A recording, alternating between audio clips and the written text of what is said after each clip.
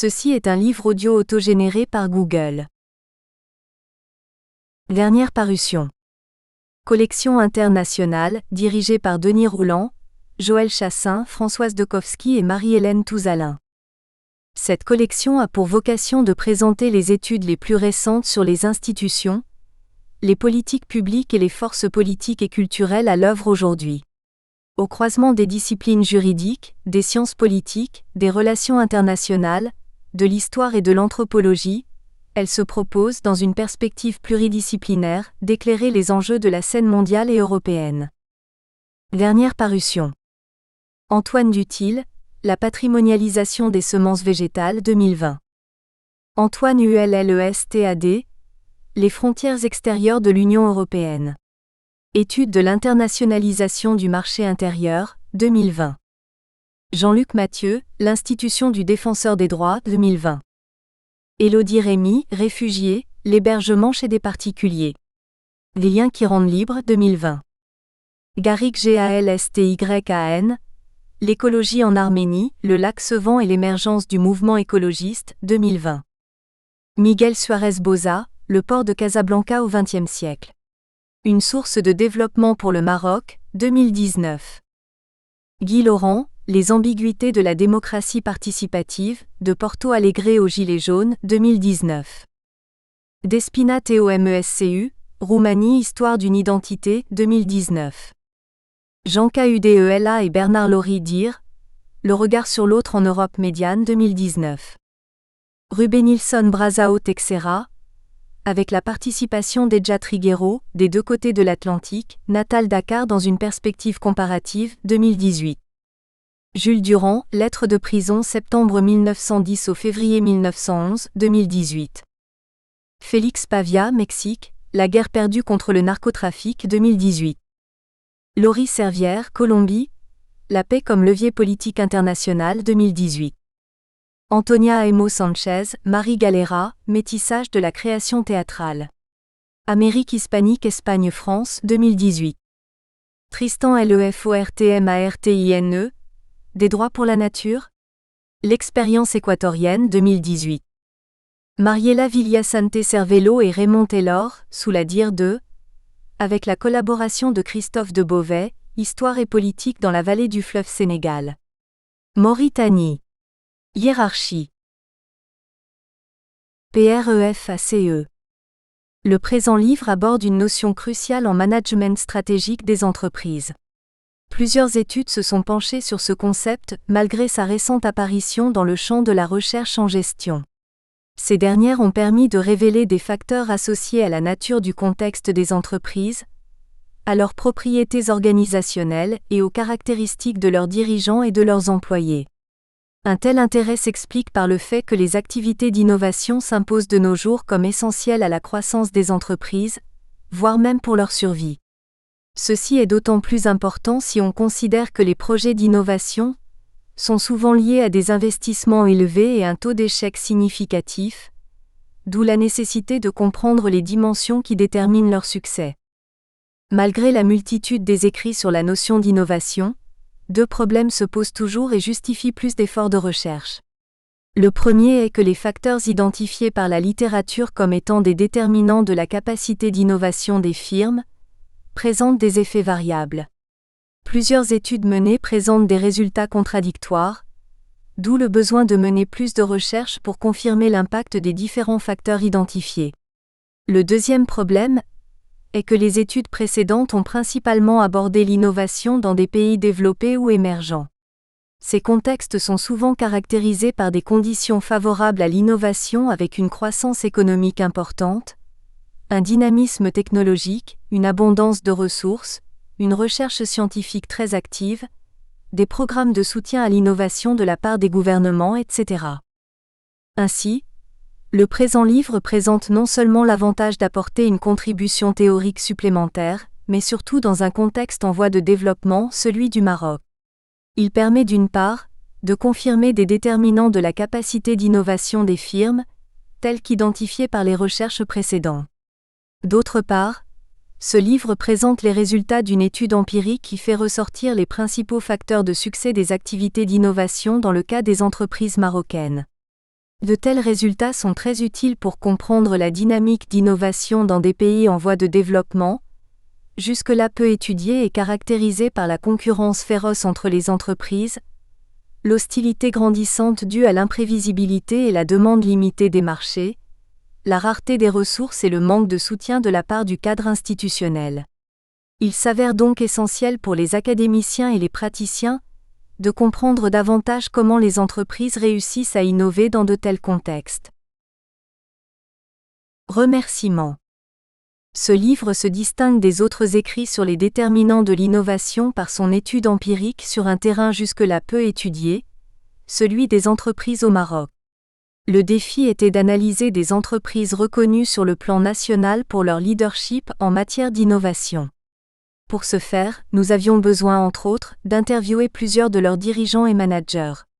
Pour cette raison, mes premiers remerciements vont aux dirigeants d'entreprises qui nous ont ouvert les portes de leurs bureaux et accordé l'opportunité d'explorer leur processus d'innovation.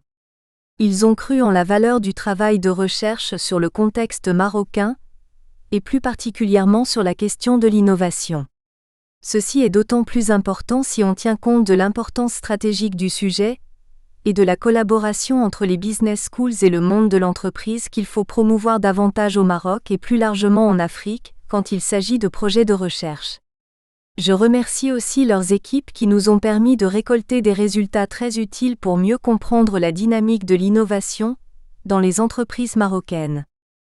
En ce sens, je remercie particulièrement M. Abdeslam Alaoui Smaili, Chief Executive Officer, HPS, M. Khalid Assari, Directeur Général, For Afrique, M. Karim Radi Benjeloun, Président-Directeur Général, Disway, M. Saad Ben Mansour, Directeur de Publication, La Vie Éco, M. Abed Chagar, Directeur Général Colorado, M. Saïd El Baghdadi, Directeur Général, Africa SMDC, Madame Najla Elani, Directrice Stratégie et Business Development, Sotema, M. Mohamed Achaïte Aemi, Président-Directeur Général, Groupe Le Matin, Othman HANNIOUI, Directeur Général, Radio Aswat, M. Salaheddin KADMIRI, Président-Directeur Général, Maroc Chile, M. Hassan Ralil, Directeur Général, Dari Kouspeit, Madame Samira Kamichi, Présidente-Directrice Générale, Wafakash, Madame Jita KITT ANBELMAACHI, Directrice RH et Communication, Groupe Saham,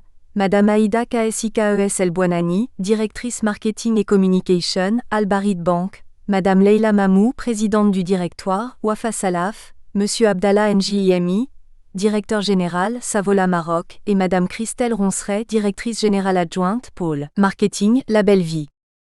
Mes remerciements vont aussi à mes deux collègues Ria Baba et Iman El Ghazali pour leur contribution à cet ouvrage. Elles apportent un regard clair et pertinent sur les déterminants d'innovation, sous l'angle de la perspective environnementale, et offrent ainsi une revue de littérature complète sur les facteurs externes qui influencent la capacité d'innovation des entreprises. Je remercie aussi Tami GHORFI, président de SK École de Management, pour son soutien et ses conseils partagés au cours de la réalisation de l'étude et de la rédaction de cet ouvrage. Enfin, je remercie l'équipe de SK École de Management de m'avoir permis de consacrer du temps à ce projet de recherche, en parallèle à mes autres fonctions managériales. Les contributeurs. Imadeddine HATIMI.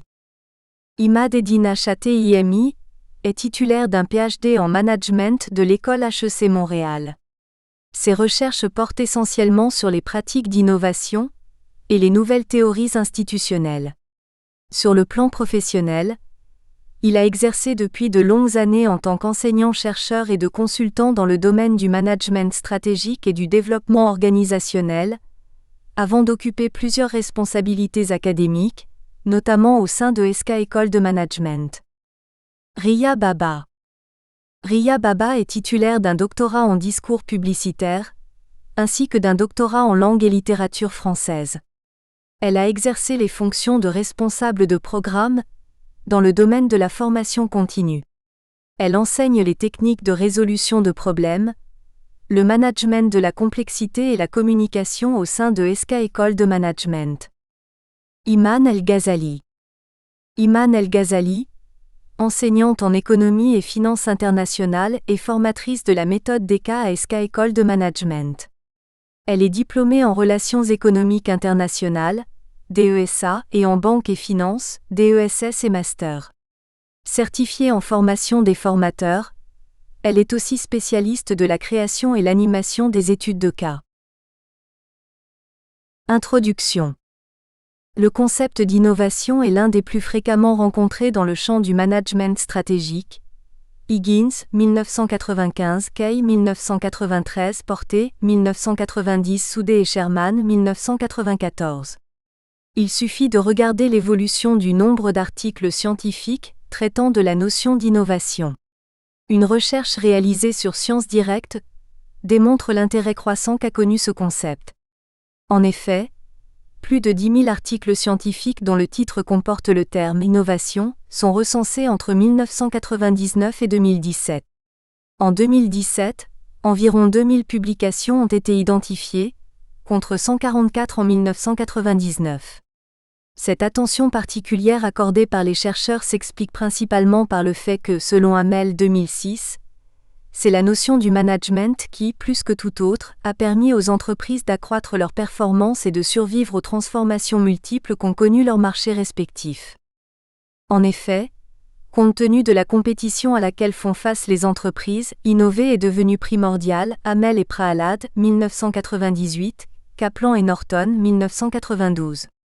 Porté, 1990, considère que l'innovation joue un rôle aussi crucial que celui attribué à des activités comme la gestion du changement et l'amélioration continue. Tidd, Besant et Pavitt, 1997, page 4, stipule que s'il y a une seule chose qui est commune aux organisations, c'est que leur survie dépend en large partie de leur capacité à innover et qu'il ne s'agit plus pour elles de se demander s'il faut innover ou non mais plutôt comment innover. Cooper, 2005, utilise même la formule populaire « Innovator D » pour illustrer l'importance des activités d'innovation. Par conséquent, il s'avère crucial pour les firmes de comprendre les principaux facteurs qui déterminent le succès de leurs activités d'innovation. Ceci est d'autant plus important si on tient compte du taux d'échec significatif et des investissements élevés qui caractérisent souvent les projets d'innovation. L'innovation, c'est quoi ? La définition du concept de l'innovation repose sur deux dimensions importantes et fait ressortir plusieurs types. D'abord, la notion de l'innovation repose sur une dimension de nouveauté. Elle fait référence aussi bien aux idées complètement nouvelles et ayant une caractéristique d'originalité à l'échelle globale que celles qui sont adoptées, pour une première fois, dans un contexte défini, suite à un transfert technologique ou d'expertise. Une telle vision s'inscrit parfaitement dans notre conception de l'innovation.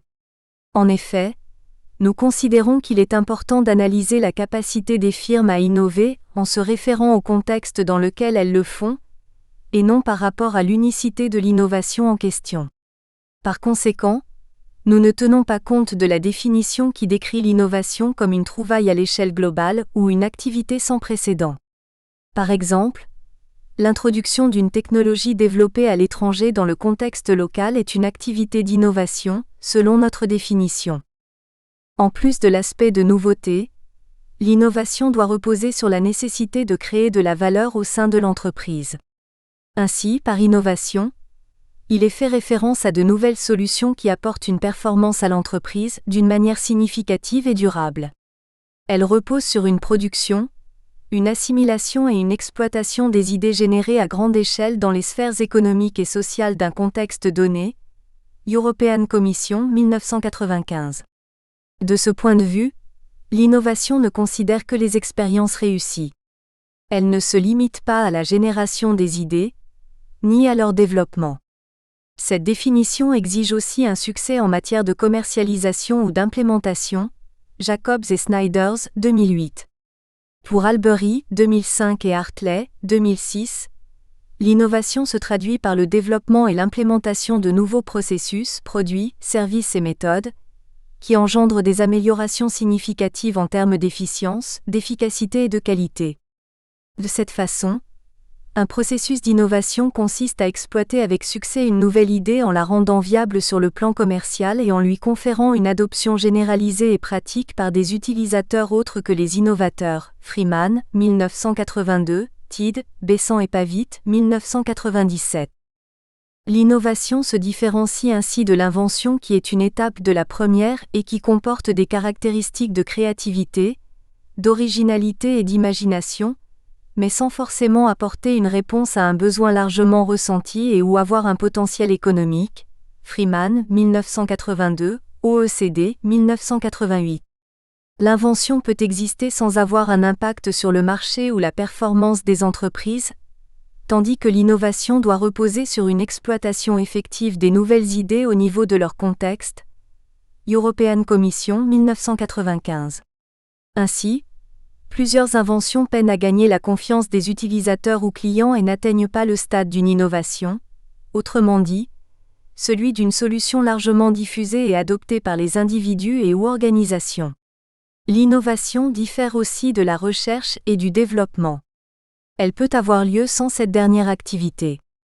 En management stratégique, l'innovation est associée à sa faculté de générer un avantage concurrentiel aux entreprises dans leurs marchés respectifs. Sunbo 2001. Elle implique donc la nécessité que les firmes introduisent les nouvelles solutions en premier dans leur contexte, pour pouvoir en tirer un avantage comparatif. Par ailleurs, en fonction de son utilisation, le terme innovation peut signifier aussi bien le résultat que le processus. En effet, le terme innovation est utilisé pour parler d'un nouveau produit-service développé ou introduit, mais aussi du procédé qui a permis son développement, sa commercialisation et son implémentation. L'innovation prend aussi plusieurs formes. Davenport et Evan, 1990. Elle peut avoir une nature technologique ou administrative. Daft, 1978, Davenport et Evan, 1990.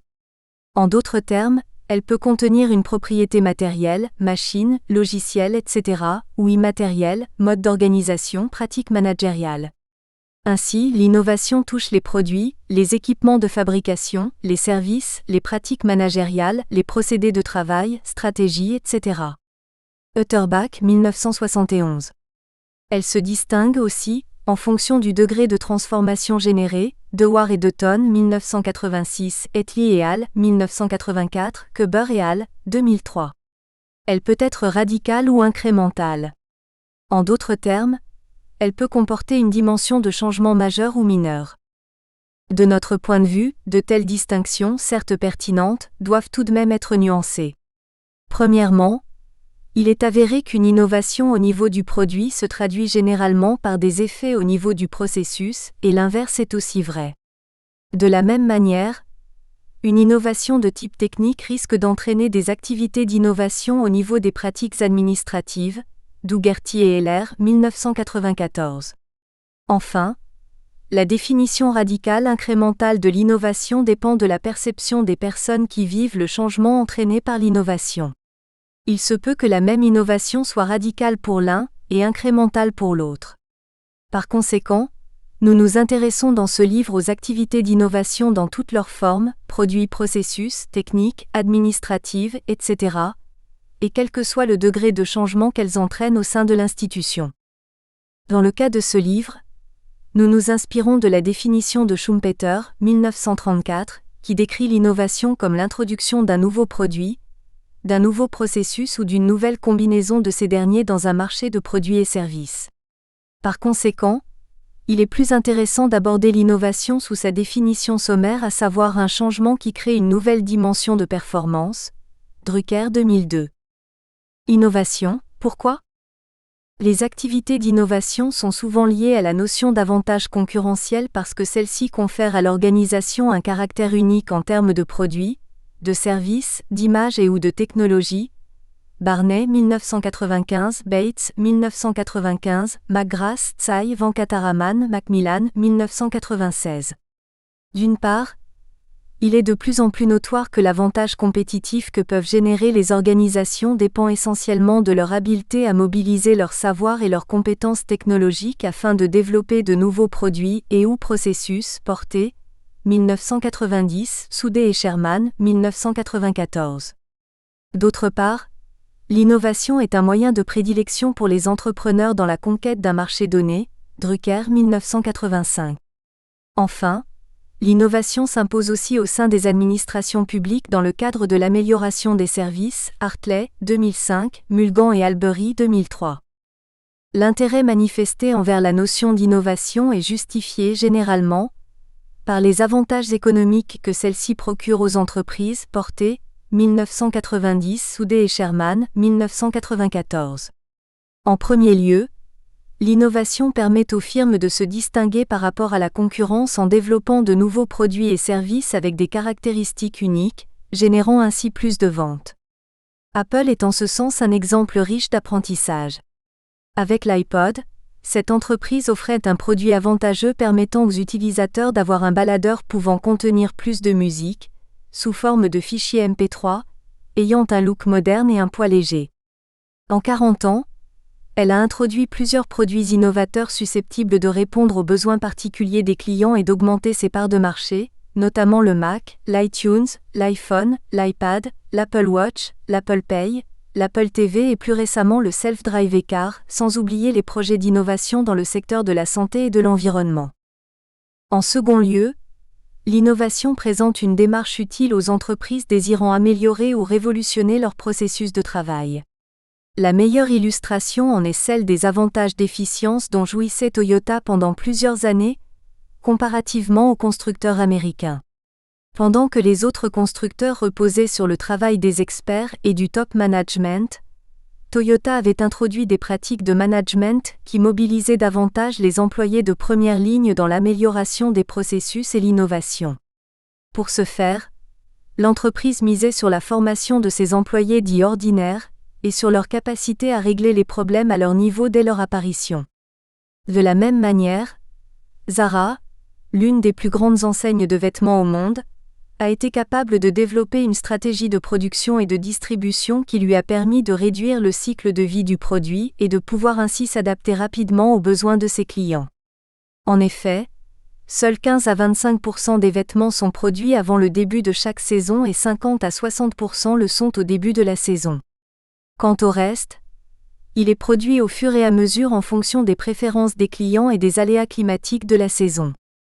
L'innovation est aussi un moyen privilégié par les entrepreneurs pour créer de nouveaux marchés, ou bousculer l'ordre établi dans ceux qui existent déjà.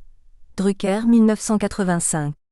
Les exemples les plus révélateurs sont ceux des réseaux sociaux, Facebook, Twitter, qui ont créé un nouveau marché et influencé le cours de plusieurs secteurs dont celui de l'information et de la presse.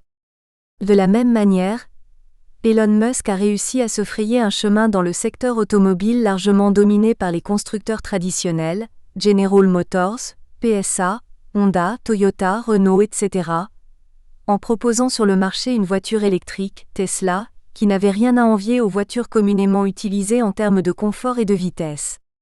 Aussi, l'arrivée des applications VoIP, WhatsApp, Skype, ont apporté de la concurrence au secteur de la téléphonie en offrant de la gratuité aux utilisateurs.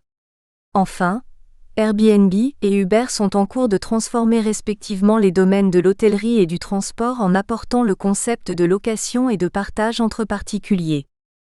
L'innovation, comment ? Plusieurs recherches se sont intéressées aux étapes qui caractérisent les différents processus d'innovation. Andrew et Sirkin 2006, Jacobs et Snyders 2008, Mulgan et Albery 2003, Nottebohm 2001, Tid et Besant 2005. Elles permettent d'en faire ressortir 4 majeures.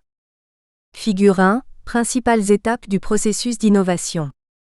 D'abord, nous notons une première étape ayant pour rôle de générer des idées et d'initier le processus d'innovation. Pour ce faire, elle implique la collecte et le traitement des informations disponibles sur le marché et ou l'analyse des connaissances techniques disponibles en interne et en externe.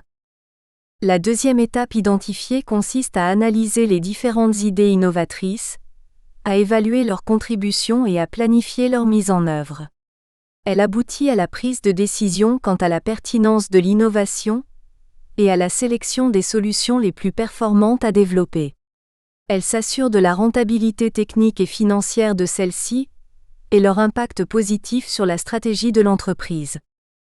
La troisième étape est celle du développement de l'innovation en question pour transformer l'idée en une solution tangible, produits, services, procédés. Il s'agit là de formaliser le projet d'innovation, de prioriser les actions, d'allouer les ressources et de mobiliser les pilotes. En ce sens, nous retrouvons des actions de développement du prototype, d'expérimentation, de démonstration, de réalisation et de validation.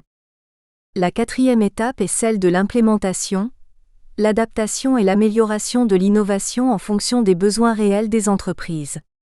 Cette phase sert d'un côté à introduire les nouveaux produits et ou services auprès du consommateur et ou de l'utilisateur. De l'autre, elle permet d'assurer l'adoption en interne d'un procédé ou d'une technologie. À ce niveau, les techniques de marketing et de communication s'avèrent déterminantes. Le management du changement et l'ajustement continu sont aussi des éléments clés. Enfin, le processus d'innovation peut comporter d'autres étapes comme la collecte de financement, la recherche et développement, R&D, ou encore la protection ou la validation légale des innovations. L'innovation, état des recherches. La notion d'innovation a bénéficié d'un intérêt considérable de la part des chercheurs du management stratégique.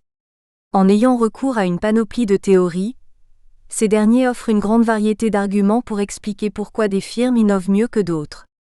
Ces recherches ont permis de construire une bibliographie dense qui relate le rôle de multiples facteurs clés, allant des paramètres contextuels et organisationnels des firmes jusqu'aux caractéristiques personnelles des individus. Une recension des écrits réalisée par Wolf, 1994, permettait de ressortir 3 questions essentielles abordées. La première consiste à savoir comment favoriser la diffusion des innovations au sein des organisations. La deuxième cherche à décrire le processus que les entreprises doivent adopter pour innover, tandis que la troisième concerne les facteurs qui déterminent le caractère innovateur des firmes, Organizational Innovativeness. Cette subdivision des études autour des 3 thèmes de recherche est, certes intéressante, parce qu'elle permet de mettre en relief 3 conditions majeures pour le succès des activités d'innovation.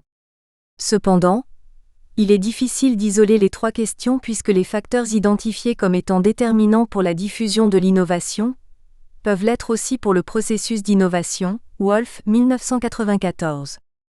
Partant de là, le présent ouvrage traite la question de l'innovation au sein des firmes d'une façon globale en explorant les variables déterminant la capacité d'innovation des firmes. Ceci est d'autant plus crucial si on tient compte du fait qu'innover consiste à développer, à adopter et à diffuser ou commercialiser, avec succès, de nouvelles solutions, produits, services, pratiques, etc. En ce sens, chercheurs et managers ont permis de construire une bibliographie étoffée à propos de la dynamique de l'innovation au sein des firmes. Une telle littérature a l'avantage d'expliciter le rôle de plusieurs déterminants contextuels et organisationnels. Malheureusement, elle repose principalement sur des études empiriques effectuées dans des contextes de pays développés.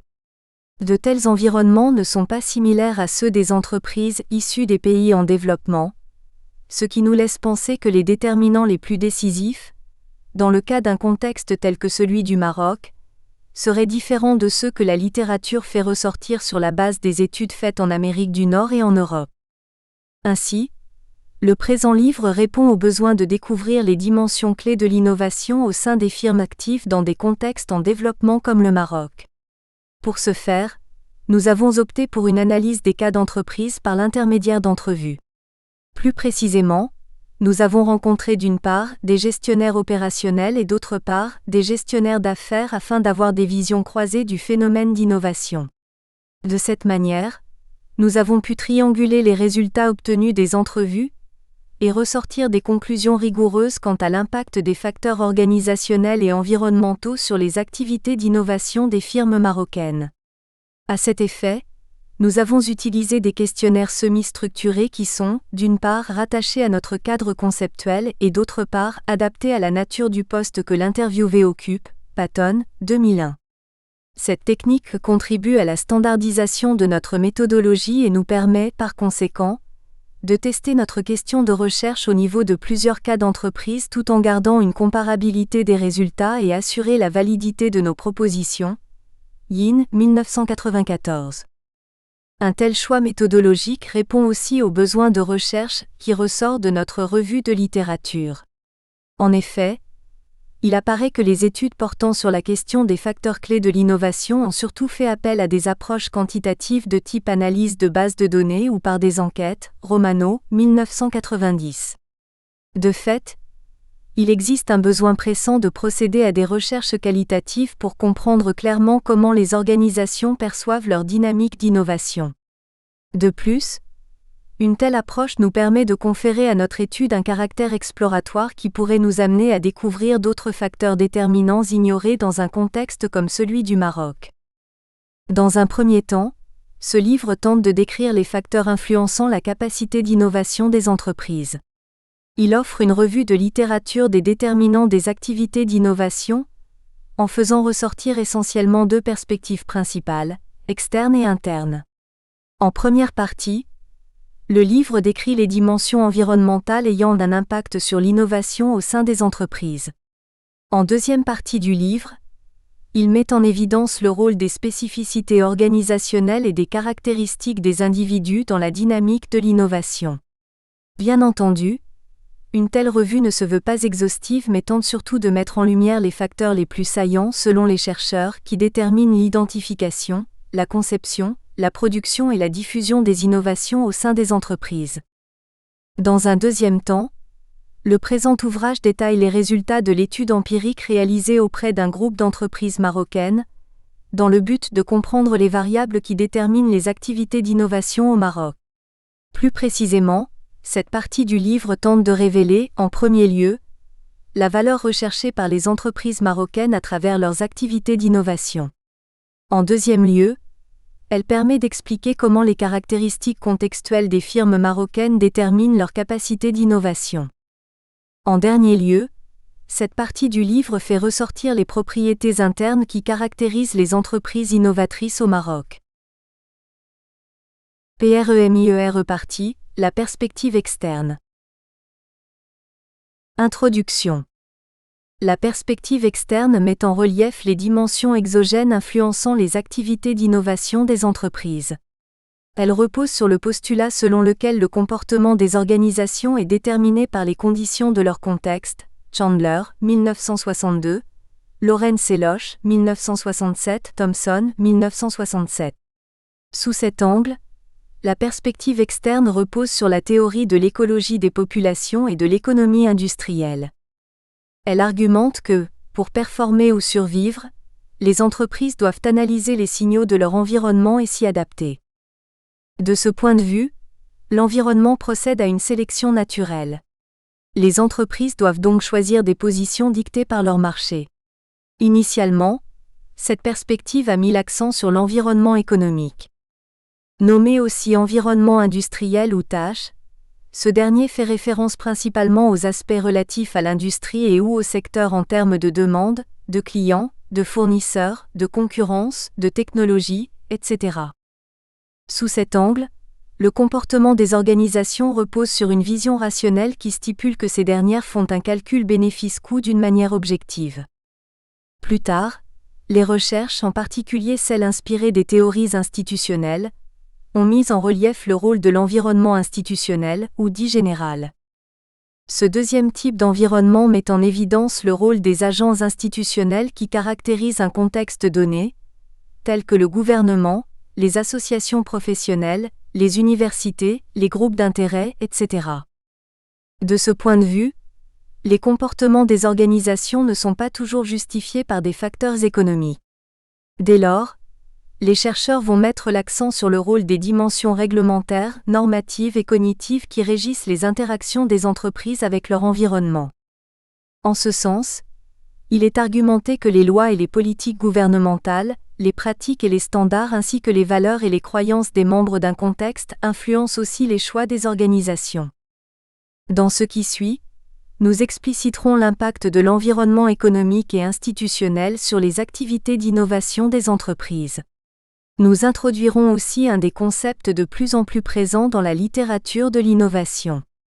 Il s'agit de la notion d'écosystème qui repose sur l'idée des regroupements d'acteurs aussi bien institutionnels qu'industriels, et la combinaison de conditions socio-économiques. Selon cette approche, l'innovation au sein des entreprises serait déterminée par le milieu avec lequel elles entretiennent des relations étroites et partagent les mêmes valeurs, et qui leur offre des conditions spécifiques. Partant de là, les systèmes nationaux et régionaux d'innovation se sont imposés comme une configuration de dimensions et d'acteurs favorables à l'innovation au sein des entreprises.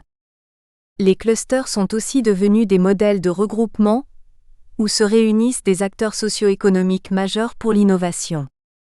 On y retrouve des clients, des fournisseurs, des universités, des professionnels et des concurrents travaillant ensemble pour explorer et réaliser des projets d'innovation, qui n'auraient pas abouti s'ils avaient été réalisés d'une manière isolée. Chapitre 1 Environnement industriel et innovation, Iman El-Ghazali, SK École de Management. Les actions des entreprises, y compris celles liées à l'innovation, sont dépendantes et parfois conduites par des éléments de l'environnement externe tels que la demande du marché, les actions des concurrents, ou même les législations mises en place par l'État, Caruana et al., 2002, Koroche Nziroulia, 2010 Tao et al., 2010 Yalabik and Fairchild, 2011. Dans ce chapitre, nous reviendrons sur les recherches ayant abordé l'impact de l'environnement économique ou industriel sur la capacité d'innovation des firmes pour mettre en évidence l'importance des critères de dynamisme, de compétitivité, d'instabilité et d'ouverture des contextes ainsi que le rôle des clients et des fournisseurs. Dynamisme de l'environnement. Les résultats des études ont montré qu'un environnement dynamique, caractérisé par un taux de changement et de flux constants, offre des opportunités et des niches plus conséquentes.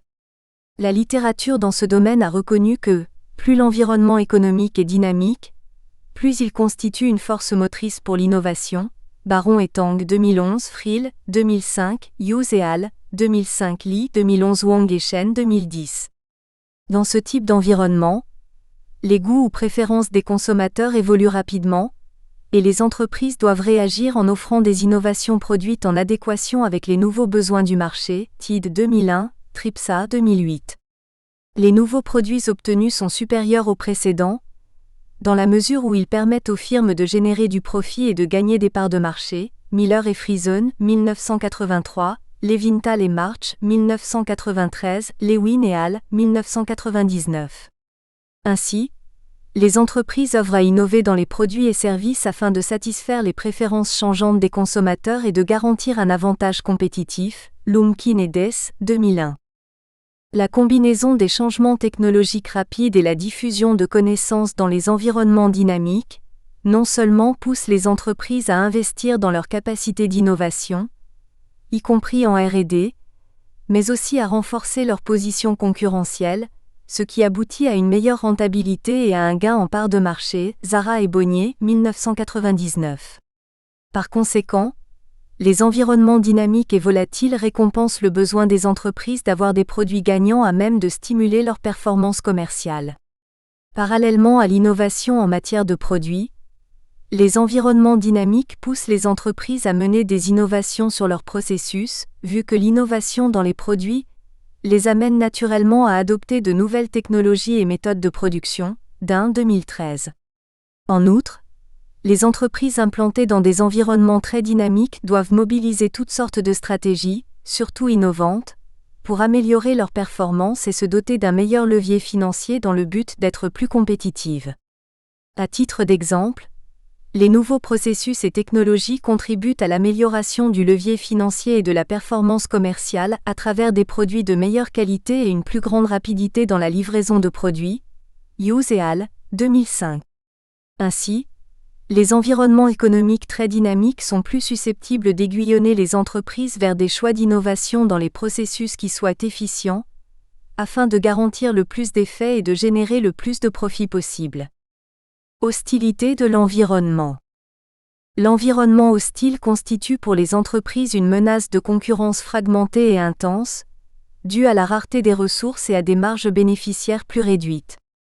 Dans ce type d'environnement, les entreprises ont tendance à focaliser davantage sur la conservation des ressources et à l'adoption de stratégies économiques compétitives, Miller et Friesen, 1983.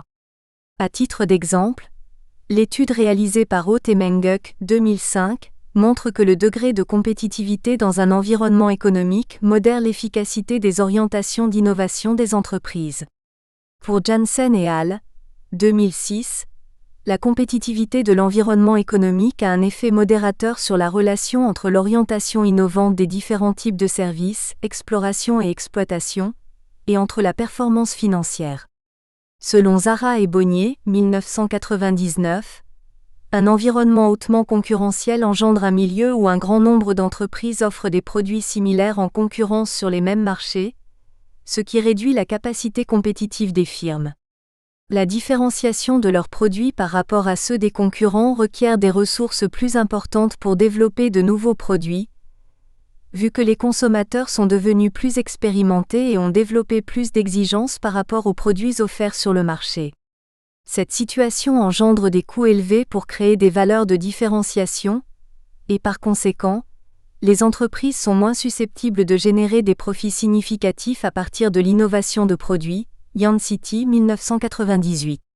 Plus encore, les concurrents seraient facilement en mesure de proposer des produits équivalents, réduisant ainsi davantage les profits attendus des nouveaux produits portés 1980.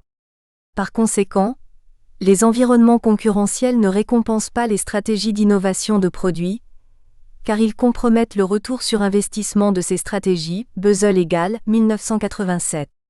Dans le même sens, Miller et Friesen, 1983, expliquent que lorsque la compétitivité du marché s'intensifie, l'innovation de produits peut être périlleuse et ne pas générer les gains espérés à cause de l'alignement des concurrents sur le nouveau produit. D'un autre côté, Joseph Schumpeter, dans sa théorie du processus d'accumulation créative, affirme que le processus du changement technique est associé à l'existence de grandes entreprises se concurrençant dans des marchés oligopolistiques, où le développement des innovations et les investissements réalisés en R&D déclenchent un processus d'accumulation qui tend à rendre la présence de l'entreprise perpétuelle sur le marché. Schumpeter 1942. Toutefois, même si les environnements concurrentiels ont tendance pour certains à réduire la capacité d'innovation de produits, ils modèrent positivement l'innovation dans les processus. En effet, ils sont caractérisés par la guerre des prix, où domine la combinaison entre marge bénéficiaire étroite et cash flow serré. La guerre des prix est due au fait que les consommateurs ne sont plus en mesure d'identifier des différences significatives au niveau de la qualité entre des produits concurrents, ce qui les amène à se tourner vers l'élément prix dans leur décision d'achat. Dans cette situation, la réponse stratégique des entreprises sera orientée vers la réduction des coûts, afin de proposer des prix plus bas aux consommateurs. De plus, les cash flows réduits dans les environnements concurrentiels obligent les firmes à focaliser sur la conservation de leurs ressources financières limitées. Par conséquent, la concurrence sur le plan de l'innovation des processus dominera la concurrence sur le plan de l'innovation de produits, et ce grâce à la réduction des coûts qu'elle permet de réaliser, Covin et al., 1999, à la conservation financière qu'elle offre, ce qui peut s'avérer vital pour la survie dans ces environnements hostiles, sans oublier que les innovations des processus sont en principe cachées des concurrents. Friard 1995, Hambrick 1983, Zara et Covin 1993. Imprévisibilité de l'environnement. Plusieurs travaux Freeman 1987, Dozy et al., 1988, Furman et al., 2002, Lundvall 1992, Nelson 1993, Edquist 1997, Fritsch et Slavtchev 2009, etc. ont montré que les différences dans la performance d'innovation d'unités géographiques sont intimement liées à la variation de l'environnement.